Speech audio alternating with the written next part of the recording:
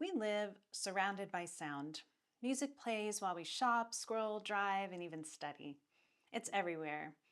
Yet, in a strange way, we've forgotten how to really listen. There was a time when hearing music was an event. For most of history, people only heard music when it was played live. More recently, families gathered around a radio or a record player and gave it their full attention. People sat in concert halls, quietly taking in every note. Music wasn't background sound, it was an experience. Today, music often blends in with all the other sounds we're immersed in. It fills silence, but rarely holds our focus. In a sense, we've lost the art of listening, and along with it, we've lost a powerful way to form the mind and heart. Truly listening is more than letting sound reach your ears. It's about giving attention, letting something outside yourself command your focus, even if it's just for a few minutes. When we listen deeply, we notice patterns, repetition, and contrast. We begin to understand how a composer builds tension, how a melody returns with new meaning, how rhythm and harmony work together to tell a story. Listening well takes patience. It requires bringing stillness to our scattered minds. It's slower than the pace our culture encourages, but it rewards us with understanding and sometimes even awe. For students, especially in a classical homeschool setting, the discipline of listening does more than train musical skills. It shapes the intellect. Deep listening develops a student's attention span and concentration.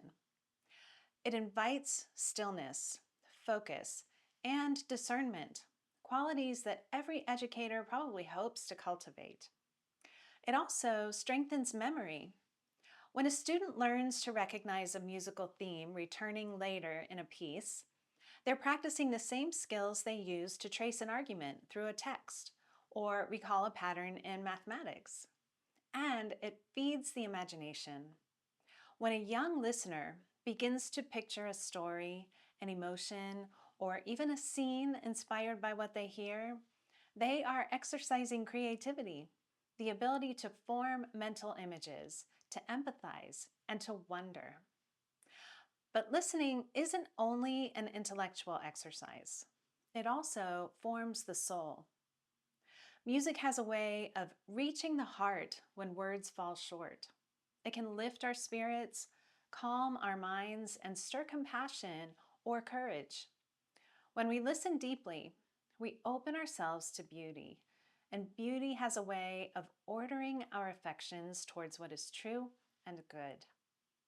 In the classical education tradition, learning is about more than information, it's about formation. Listening to beautiful music teaches us to love what is lovely. It cultivates humility because it requires us to be quiet and receive. That's something our culture and our children need more than ever. So how can we recover this lost art in our families, our homeschools, and our own lives? Here are a few simple but powerful steps. Set aside time for intentional listening. Just a few minutes each day can make a difference. Choose one piece of music, sit quietly, breathe deeply, and listen without multitasking. Let it hold your full attention.